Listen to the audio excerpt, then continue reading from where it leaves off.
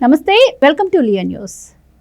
YCP పార్టీని జనసేనలో విలీనం చేయబోతున్నారా అంటే వైసీపీ నేతల తీరు చూస్తే అలానే కనిపిస్తోంది. ఇక ఎప్పుడైతే విజయసాయిరెడ్డి మీద లుకౌట్ నోటీసులు జారీ చేశారో ఆయన ఎంతగా ఫ్రస్ట్రేట్ అయ్యారో ప్రత్యేకంగా చెప్పనవసరం లేదు. మరి ఆ ఉద్రేకంలోనే ఆయన చంద్రబాబుని అసమర్థుడిగా, పవన్ కళ్యాణ్ని సమర్థుడిగా ప్రస్తావించిన సందర్భం కూడా మనం చూసాము. మరి పవన్ కళ్యాణ్ యువకుడు అంటున్నారు కాబట్టి మరి జగన్మోహన్ రెడ్డి కన్నా కూడా పవన్ కళ్యాణ్ యువకుడు కాబట్టి మరి ఇంకా వైసీపీని తీసుకొచ్చి జనసేనలో విలీనం చేస్తారా? మరి ఆయన ఉద్దేశం అదే అయి ఉండొచ్చా? ఇలాంటి విషయాలు తెలుసుకుందాం. మనతో పాటు ఉన్నారు senior journalist doctor Durga Vadlamani గారు. నమస్కారం మేడం. నమస్తే అండి. సో విజయసాయిరెడ్డి గారు ఇంకా వైసీపీ పని అయిపోయిందని భావిస్తున్నారా, లేకపోతే ఆయన మీద వచ్చిన కేసులకు చంద్రబాబు ఉంటే నాకు జైలు శిక్ష తప్పదు అని భయపడుతున్నారా? అందులో భాగంగానే మరి పవన్ కళ్యాణ్ గారిని పొగడడం స్టార్ట్ చేశారా? ఏమై ఉంటుందంటారు ఆయన ఉద్దేశం? మరి మున్ముందు ఆయన మీద కేసులు ఇంకా అంటే ఈ ఒక్క నేరంతో కాదు, ఆయన మీద ఇంకా చాలా కేసులు ఉన్న నేపథ్యంలో మరి ఇంకా వైసీపీని తీసుకొచ్చి జనసేనలో విలీనం చేసే అవకాశం కూడా ఏమైనా ఉంటుందంటారా? మీరేం చెప్తారు? అంటే ఆయన ఇంకా జగన్మోహన్ రెడ్డి రాడు అని ఫిక్స్ అయిపోయాడు. జగన్మోహన్ రెడ్డి రాడు అని ఫిక్స్ అవ్వబట్టే ఆయన ఏమంటున్నాడు, పవన్ కళ్యాణ్ సమర్థుడు, చాలా సమర్థుడు, చంద్రబాబు నాయుడికి వయసు అయిపోయింది, ఆయన ఫిట్ ఫర్ నథింగ్ అన్నట్టు మాట్లాడుతున్నాడు. అంటే ఏంటి, నీకు ఒక లుకౌట్ నోటీస్ ఇచ్చేసరికి నీకు కళ్ళ ముందు మెరుపులు కనిపిస్తున్నాయి, భయం వేస్తుంది ఆయనకి కదా.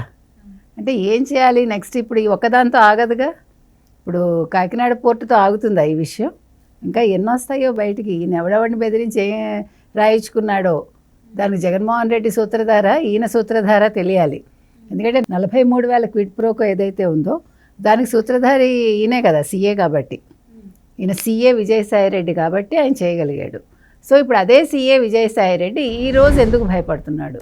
మరి ఖచ్చితంగా జగన్మోహన్ రెడ్డి వస్తాడు, 4.5 సంవత్సరాల్లో మీరు ఏమైనా చేసుకోండి అని ఎందుకు అంటలేదు? మేము వస్తాము తర్వాత అంటున్నాడు. నిన్న కూడా అంతే కదండి, మేము వస్తాం కానీ ఈలోగా చంద్రబాబు నాయుడు ఉంటాడో ఉండడో, వస్తే మేము ఖచ్చితంగా జైల్లో వేస్తాం.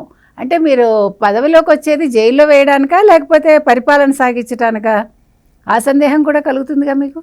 అంటే మీరు కక్షపూరితంగా వ్యవహరించడానికి ఆలోచిస్తున్నారు తప్ప రాష్ట్రాభివృద్ధి గురించి మీరు ఆలోచించట్లే, ప్రజల గురించి పట్టించుకోవటంలా. ఒక పాయింట్. రెండో పాయింట్, జగన్మోహన్ రెడ్డి ఇంకా రాడు, జగన్మోహన్ రెడ్డి ఎలాగో జైలుకి వెళ్తాడు అని విజయసాయిరెడ్డి ఫిక్స్ అయిపోయాడు. ఇప్పుడు పవన్ కళ్యాణ్కి ఎలాగో ఫ్యూచర్ ఉంది కాబట్టి, ఇప్పుడు 21 out of 21 వచ్చాయి, 100% స్ట్రైక్ రేట్ వచ్చింది కాబట్టి ఇప్పుడు పవన్ కళ్యాణ్ని పొగిడితే పబ్బం గడుపుకోవచ్చు అన్న. ఇప్పుడు పవన్ కళ్యాణ్ చాలా తెలివి తక్కువ వాడు మరి కదా. ఈయన మాటలు వినేసి వచ్చేయండి మా పార్టీలోకి, మీరందరూ వైసీపీని విలీనం చేసేయండి అని తలుపులు బార్లా తెరుస్తాడా? అంత పిచ్చివాడా పవన్ కళ్యాణ్? కాదు కదా. పవన్ కళ్యాణ్ మర్చిపోతాడా? చంద్రబాబు నాయుడు గారు ఎలా మర్చిపోరో పవన్ కళ్యాణ్ అంతకంటే మర్చిపోడు. జరిగిన విషయాలు, జరిగిన అవమానాలు, వాళ్ళు మాట్లాడిన మాటలు, ఇవన్నీ నిన్న విజయసాయిరెడ్డికి గుర్తురాల. లుకౌట్ నోటీస్ ఒక్కటే గుర్తుకొచ్చింది ఆయనకి. కళ్ళ ముందు ఫ్యూచర్ కనిపించేసరికి ఇప్పుడు పవన్ కళ్యాణ్ చాలా గొప్పవాడు, చాలా బాగా ఆయన పరిపాలన సాగించగలడు. అంటే చంద్రబాబు నాయుడు కంటే గొప్పవాడు కాదుగా. ఎవరు ఒప్పుకున్నా ఒప్పుకోకపోయినా పవన్ కళ్యాణ్ అనేవాడు ఇప్పుడు నేర్చుకుంటున్నాడు, గొప్పవాడు అవుతాడు, ఎవడు కాదని అంటల్లా. కానీ చంద్రబాబు నాయుడే సమర్థుడని ఆయనే ఒప్పుకున్నాడు కదా. చంద్రబాబు నాయుడే సమర్థుడు, చంద్రబాబు నాయుడే రావాలి, మళ్ళా ఇంకో 10 ఏళ్ళు చంద్రబాబు నాయుడే ఉండాలని ఆయనే కోరుకున్నాడుగా. అంటే అక్కడ పవన్ కళ్యాణ్ దేనికి ఒప్పుకున్నాడు? అక్కడ ఆయనకంత పరిపాలన అనుభవం ఉంది చంద్రబాబు నాయుడికి, ఆయనే సరైన వ్యక్తి, ఆయనే ఈ రాష్ట్రాన్ని ముందంజలో ఉంచగలడు, మళ్ళీ ఇంకో టర్మ్ ఉంటే ఈ రాష్ట్రం ఇంకా అభివృద్ధి చెందుతుంది అని ఖచ్చితంగా ఆయనకు ఒక నమ్మకం ఉండబట్టి ఆయన ఎన్నికల ముందు కూడా అదే చెప్పాడు, ఇప్పుడు అదే చెప్తున్నాడు. కాబట్టి చంద్రబాబు నాయుడు కంట సమర్థుడైతే పవన్ కళ్యాణ్ చంద్రబాబు నాయుడిని సమర్థించడు. అది ఫస్ట్ ఈయనెవడు విజయసాయిరెడ్డి మర్చిపోయాడు కదా.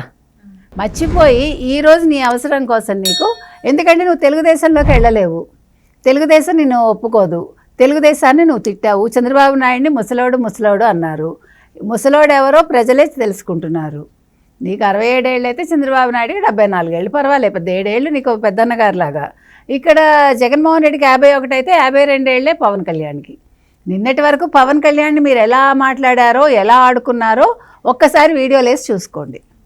అంటే ఇప్పుడు అడ్డగోలుగా దోచేయాల్సింది మొత్తం దోచేసి ఇప్పుడు ఇంక జైలుకి వెళ్ళాల్సిన టైంలో పవన్ కళ్యాణ్ వాళ్ళకి ఇప్పుడు ఒక కొత్త దేవుడిలాగా కనిపిస్తూ ఉన్నాడు. ఇప్పుడు వచ్చి మొన్నటి వరకు చూసాం మనం, కాకినాడ దగ్గరకు వచ్చి పవన్ కళ్యాణ్ డ్రామా చేశాడు, ఇద్దరు కలిసి పోర్టును దోచుకోవడానికి ఇదంతా చేస్తున్నారు అని చెప్పి వాళ్ళే ప్రచారం చేశారు.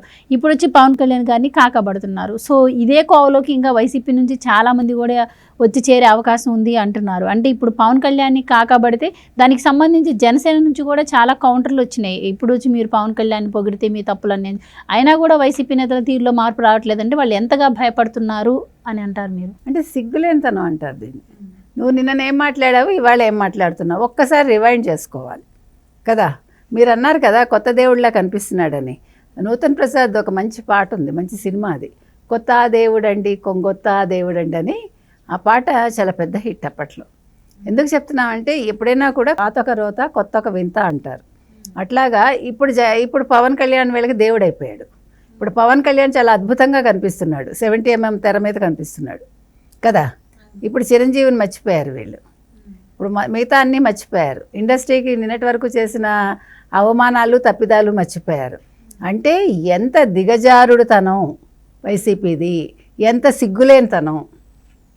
అంటే వైసీపీ వాళ్ళు అవసరాన్ని బట్టి ఎంతకైనా ఎంత నీచానికైనా దిగజారుతారు. వాళ్ళకి సిగ్గు శరం ఉండదు వాళ్ళకి, అంటే ఇంకేది ఉండదు వాళ్ళకి. మనకి ఉచ్చ నీచాలు అంటారు, అవేం ఉండవు వాళ్ళకి.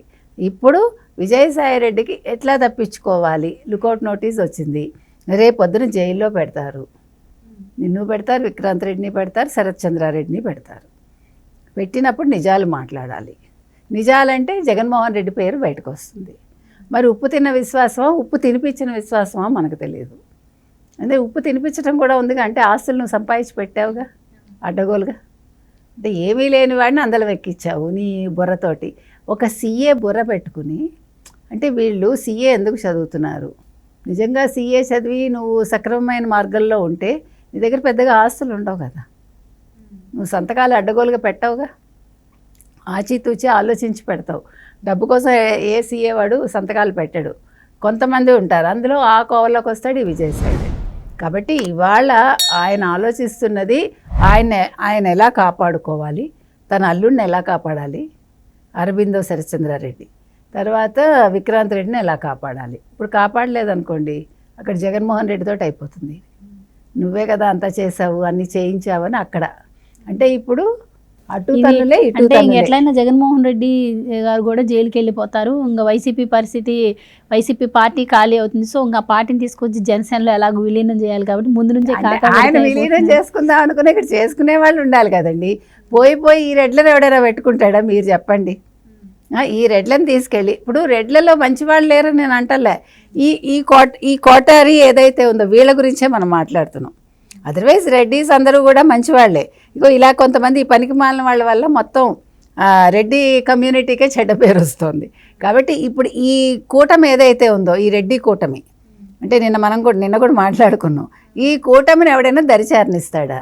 అంబటి రాంబాబుని ఎవడైనా రాణిస్తాడా? మీరు చెప్పండి. పోనీ కొడాలి నానిని ఎవడైనా రాణిస్తాడా? వల్లభనేని వంశీని రాణిస్తారా?